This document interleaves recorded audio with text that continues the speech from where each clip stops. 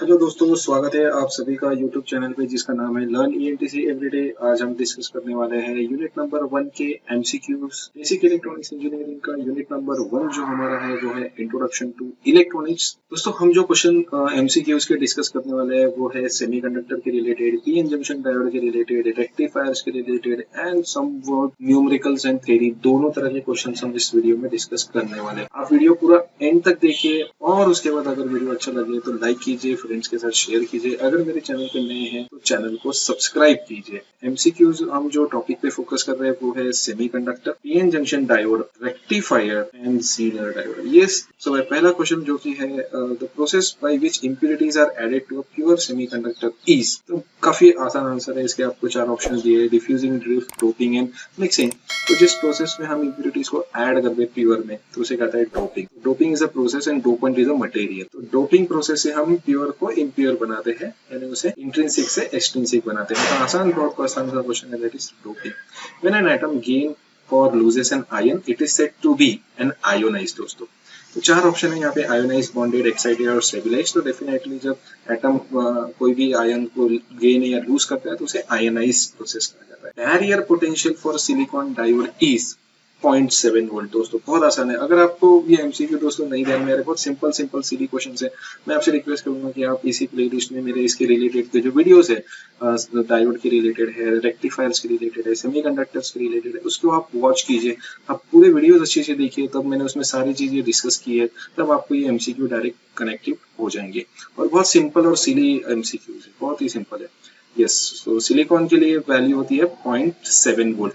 अगर यहाँ पे सिलिकॉन की जगह अगर जर्मेनियम आता था तो दोस्तों यहाँ पे वैल्यू आ जाती है हमारी 0.3 वोल्ट। तो ऑप्शन ए बन जाता है। और ये ऑप्शन ए किसके लिए? जर्मेनियम के लिए। यहाँ पे आपको कौन सा पूछा है? सिलिकॉन के लिए करेक्ट आंसर है 0.7 वोल्ट। क्लियर?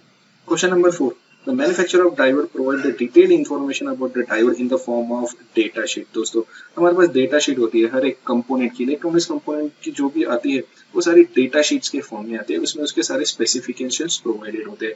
तो आप ये चीज ध्यान में रखिए कि मैन्युफैक्चरर ऑलवेज हमें क्या प्रोवाइड करता है? डेटा शीट प्रोवाइड करता है। दोस्तों, कल चलते हैं नेक्स्ट क्वेश्चन नंबर 5 की तरफ। In a semiconductor the energy gap between the valence band and the conduction band. Semiconductor में जो एनर्जी गैप होती है वो कितनी होती है? यहाँ पे पूछा है, वो इलेक्ट्रॉन वोल्ट में होती है और जनरली ये होती है 1 से 2 इलेक्ट्रॉन वोल्ट के बीच में।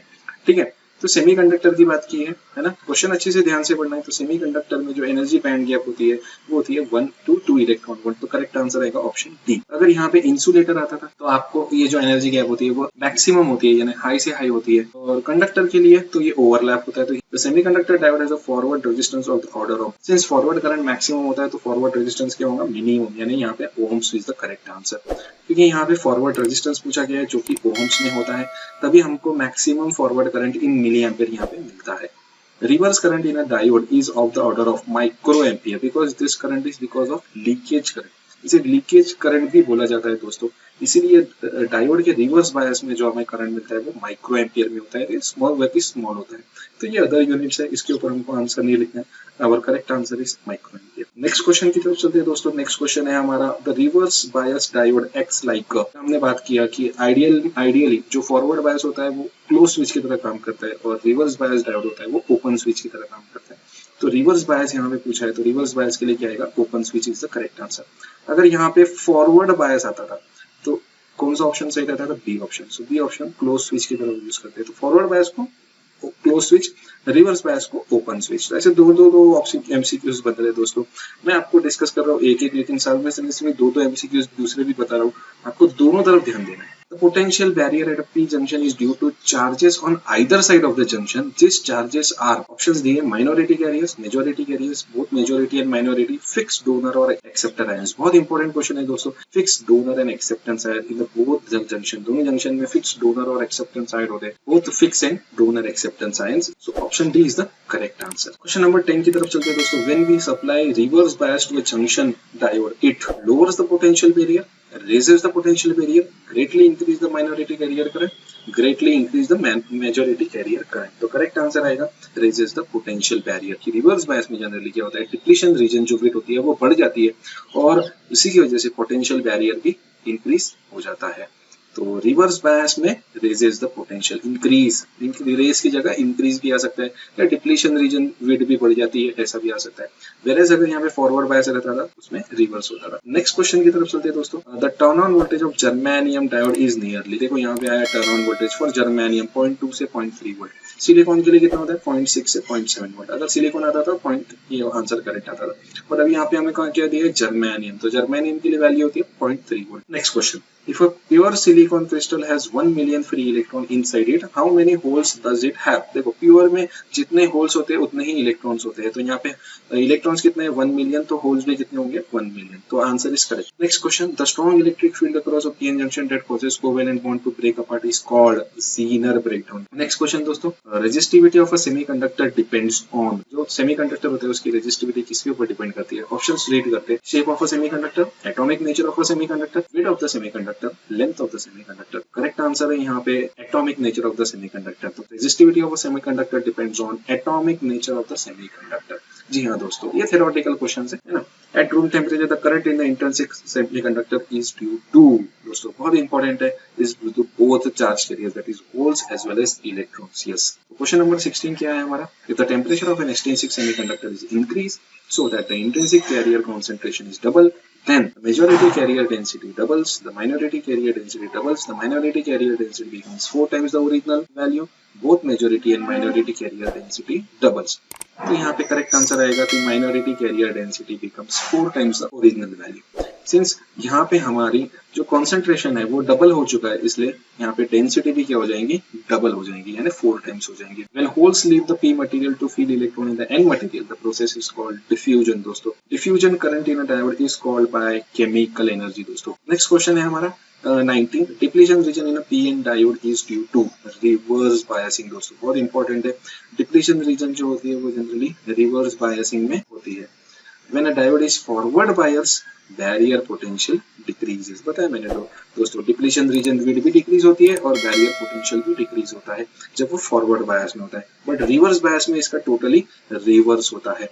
तो यहाँ पे फॉरवर्ड बायस के लिए पूछा है तो B option is correct, barrier potential भी डिक्रीज होता है और डिप्लीशन रीजन विड्थ भी डिक्रीज होती है। The PN junction forms device called triac, diac, multiplexer, semiconductor, ये सारे डिवाइस है। तो बट पीएन जंक्शन से हम कौन सा डिवाइस बनाते हैं दोस्तों? डायोड। बहुत ही सिंपल सिली क्वेश्चन है। The normal forward bias operation of diode is below the knee point, at the origin, above knee point, all of the above.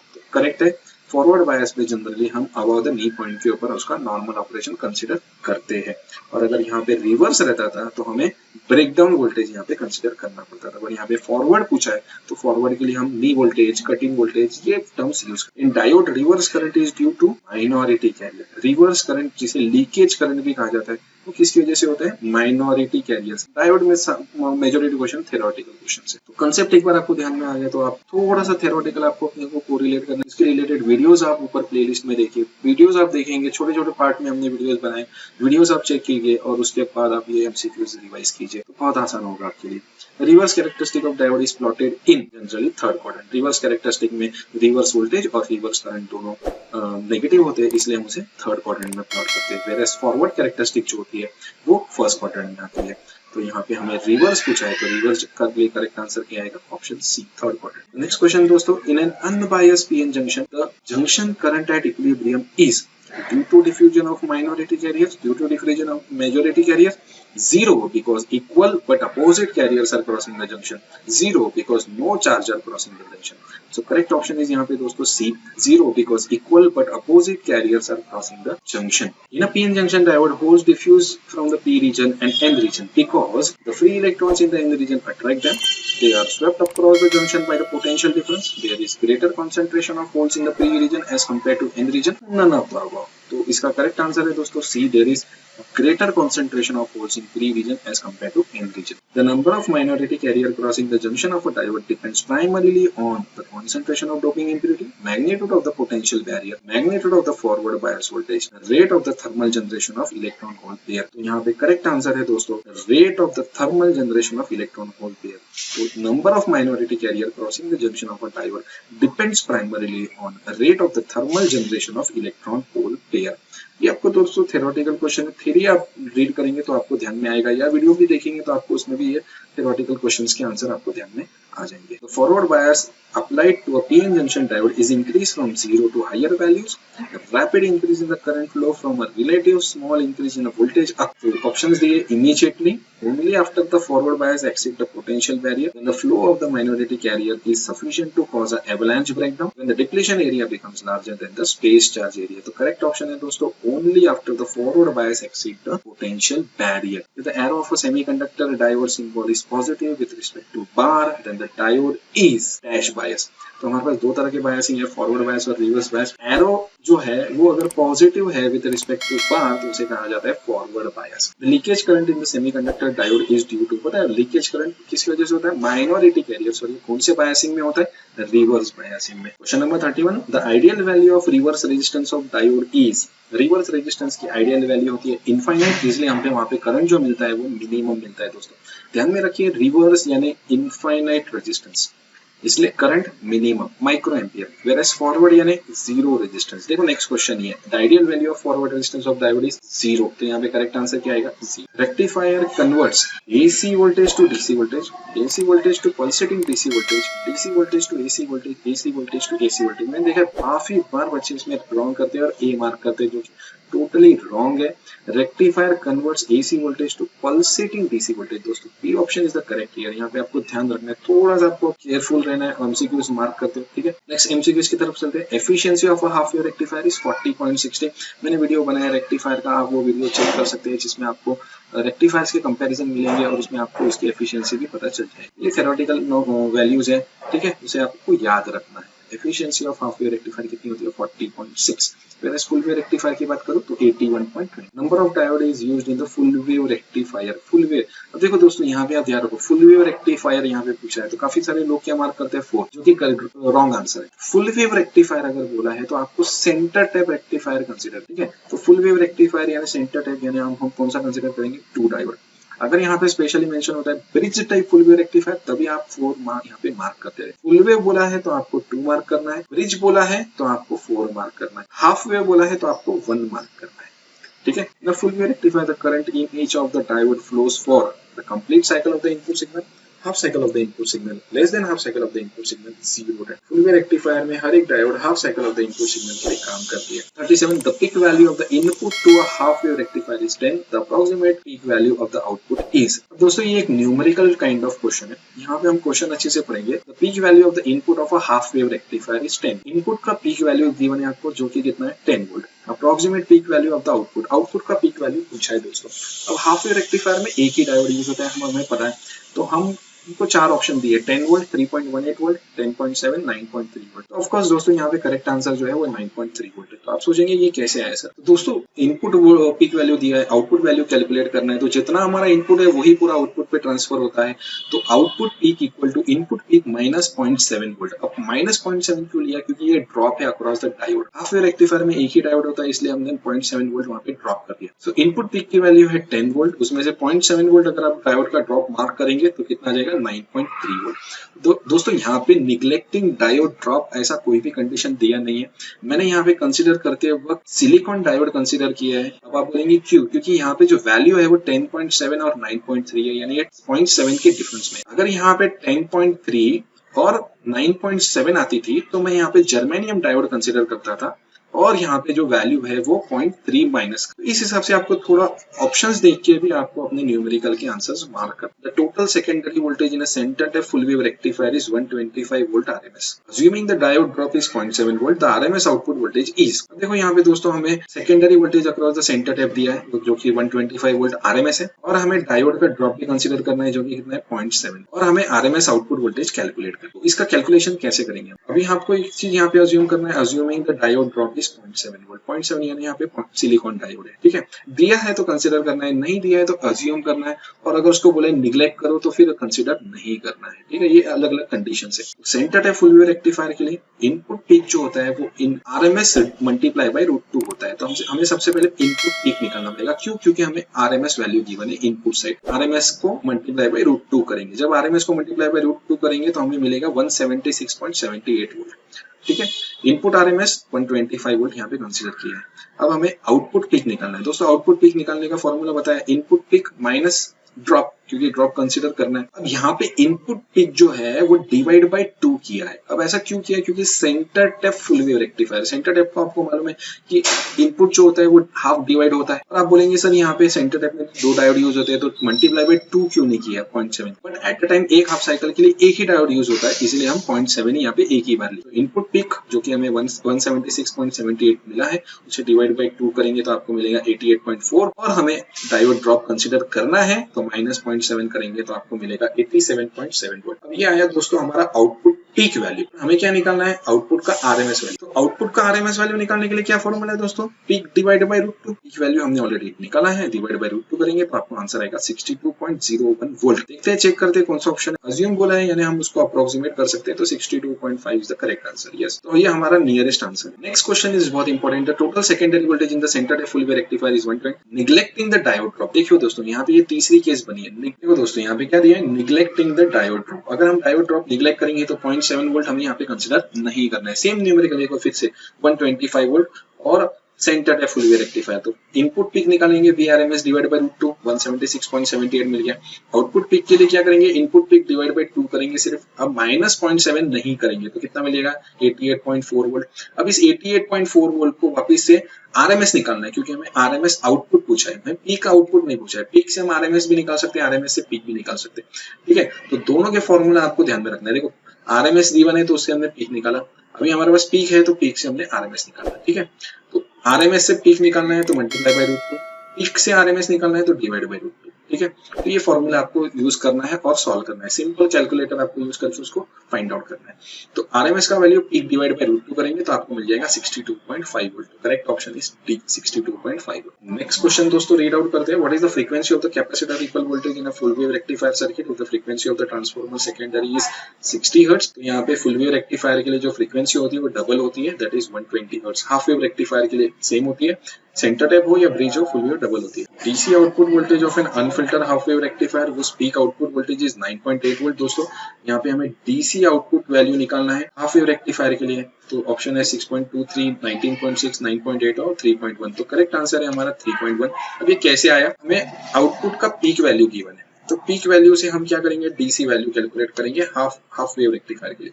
तो डीसी वैल्यू क्या होता है? Output peak divided by pi. ये formula किसके लिए? Half wave rectifier. तो output का peak divided by pi करेंगे तो आपको कैलसी पे कितना आंसर मिलेगा? 3.1। दोस्तों next question, if Vm is the peak voltage across the secondary of the transformer in a half wave rectifier without any filter, then the maximum voltage on the reverse bias diode. Rectifier में जितना हमारा peak value है उतना ही हमारा output पे होता है, same value होती है।